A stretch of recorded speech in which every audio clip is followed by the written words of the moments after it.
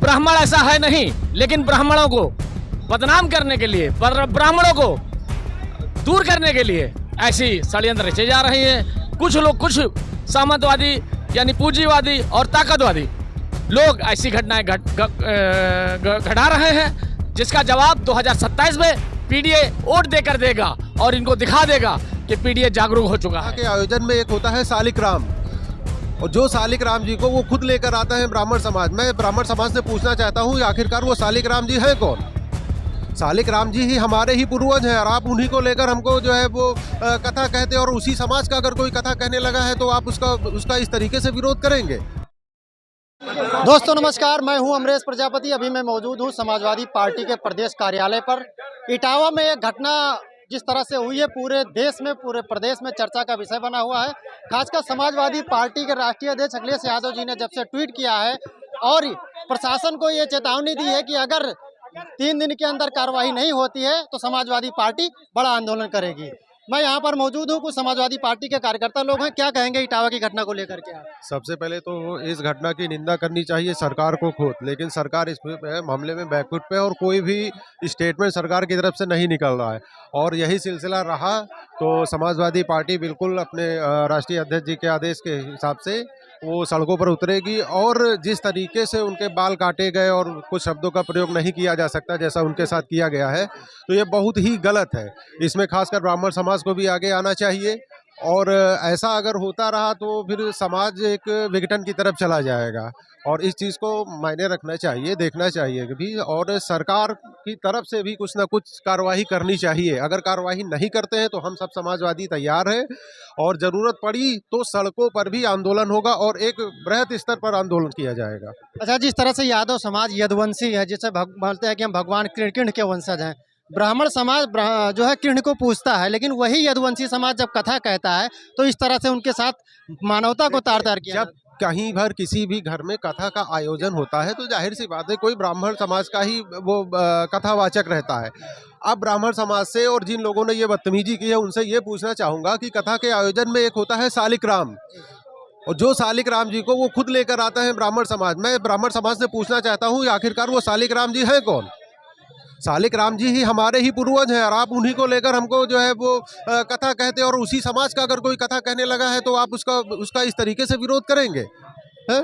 किस तरीके से उनके बाल काटे गए और कैसे कैसे रात भर उनको रखा गया, किस तरीके से प्रताड़ना दी गई, किसी का ढोलक ले लिया गया, और एक जो ब्लाइंड थे जो ढोलक बजाते थे उनके साथ दुर्व्यवहार किया गया, जो मुख्य कथावाचक थे उनके साथ भी बहुत गलत हुआ। तो जाहिर सी बात है कि इन सारी चीज़ों को लेकर जो है सरकार को बहुत कड़ा एक्शन लेना चाहिए, वरना समाज पूरा विघटन की तरफ चला जाएगा। और इसी सब को देखते हुए भाई मौका लगेगा तो हम लोग भी आंदोलन करेंगे। अब क्या किया जाए भाई, उनके साथ हम लोग हैं, जिनके साथ ये बदतमीजी की गई है, किया गया, उनके साथ समाजवादी पार्टी का एक एक कार्यकर्ता खड़ा हुआ है। राष्ट्रीय अध्यक्ष जी के साथ साथ, बड़े नेता के साथ साथ, छोटे कार्यकर्ता तक सभी लोग उनके साथ खड़े हुए हैं। अगर ऐसा कुछ होता है तो जमीन पे आया जाएगा। अच्छा, एक तरफ प्रसिद्ध कथावाचक धीरेन्द्र शास्त्री जी हिंदू राष्ट्र की बात करते हैं, दूसरी तरफ इस तरह से देखा जाए खासकर जो बहुजन समाज के साथ लगातार ऐसी घटनाएं निकल करके आ रही हैं, तो क्या माना जाए कहीं ना कहीं लगभग और ये भारतीय जनता पार्टी जो कथा होती है और कथा में जो श्रोतागण होते हैं उसमें ज़्यादातर देखिए ओबीसी और SC ST यानी कि जो है पीडीए समाज के लोग होते हैं, वही आपको सुन रहे हैं, आप उन्हीं को सुना रहे हैं, वही आपको जो है फॉलो कर रहे हैं, उन्हीं की वजह से आपका जो है एक क्या कहते हैं कि कथा जैसी प्रक्रिया आगे चल रही है। ठीक है, तो उसमें पीडीए ही जो है श्रोतागण है, मेन श्रोतागण है। अब आप उसमें जैसे मान लीजिए कथा कहते कि आपका प्रमोशन हो गया, ठीक है, और आपका एक बहुत बड़ा जो है वो एक ग्रुप बन गया, तो इसका मतलब ये नहीं कि आप जैसे चाहे वैसे आप अपने हिसाब से समाज को रोटेट करने के लिए ऐसी भाषा का प्रयोग करेंगे जो समाज के निचले स्तर को खराब लगेगा। ठीक है, अब कहीं पर भी जाइए, किसी मंदिर में जाइए, क्या वहाँ केवल सवर्ण समाज ही जाता? नहीं जाता है, ओबीसी SC ST सभी लोग जाते हैं। भगवान में लगभग सभी लोगों की आस्था है, सबकी आस्था अपने अपने स्तर की है, तो आप उसमें क्यों विघटन डाल रहे हैं भाई? इस तरीके की हरकतें जो आप कर रहे हैं तो कभी ना कभी जो है मान लीजिए समाज का नीचे स्तर आदमी खड़ा हो गया तो आप क्या करेंगे भाई? आपको तो इस तरीके को मना करना चाहिए कि ऐसी चीज़ें समाज में नहीं होनी चाहिए। बिल्कुल जो है कड़े शब्दों में आपको कहना चाहिए, हो सके तो कानूनी कार्यवाही भी आपको करनी चाहिए, लेकिन आप मौन धारण किए हुए हो सकता है कि भाई इससे कुछ आपका वोट बैंक चल रहा हो जिसकी वजह से आप ये कर रहे हैं। जैसे आपको याद होगा कि वो एक घटना घटी हुई थी जिसमें जीप से किसी के ऊपर, किसानों के ऊपर चढ़ा दिया गया था, किसान आंदोलन जब चल किसान आंदोलन के तहत। उसमें भी आपने कोई कार्रवाई उस तरीके की नहीं की। तो धीरे धीरे ये समाज है, निचला स्तर है, अब सभी लोग समझ रहे हैं कि आप क्या कर रहे हैं, आपका क्या मंशा है। तो आपको इस स्थिति में सुधार लाना चाहिए। सरकार है, ठीक है, आप सुधार लाइए। जिस तरह से प्रधानमंत्री जी सबका साथ सबका विकास का ये जो कर रहे हैं, अभी जो इटावा में घटना हुई, इस पर क्या कहना चाहेंगे? देखिए, हमारे प्रधानमंत्री जी के टोटल दावे खोखले निकले हैं। शुरू से लेकर आज तक जुमलेबाजी साबित हुई है। उत्तर प्रदेश में जब से हमारे योगी जी मुख्यमंत्री बने हैं, उन्होंने गरीबों पे, दलितों पे, पिछड़ों पे, सब पे अन्याय किया है। अब इटावा की इतनी बड़ी घटना, गीता भागवत कथा को लेकर के इतना बड़ा घोर अन्याय हुआ, जिसकी मैं कड़ी निंदा करता हूँ, घोर निंदा करता हूँ। माननीय योगी जी को चाहिए तत्काल प्रभाव में एफआईआर दर्ज करें, दोषियों लोगों को अंदर करें, क्योंकि वर्तमान में ब्राह्मण ऐसा है नहीं, लेकिन ब्राह्मणों को बदनाम करने के लिए, ब्राह्मणों को दूर करने के लिए ऐसी षड्यंत्र रचे जा रही हैं। कुछ लोग, कुछ सामंतवादी यानी पूंजीवादी और ताकतवादी लोग ऐसी घटनाएं घटा रहे हैं, जिसका जवाब 2027 में पीडीए वोट देकर देगा और इनको दिखा देगा कि पीडीए जागरूक हो चुका है। इनको देश से, प्रदेश से उखाड़ फेंकेगा। और प्लस ये जातिवाद वाली जो बात आई है, इसमें जो यादवों को रोका है, तो इसमें कुर्मी भी है, पिछड़ा भी है, कहार भी है। ये सब पढ़ने के, अगर पढ़ लिख करके गीता भागवत सुना सकते हैं तो तुमको क्यों बुलाएंगे?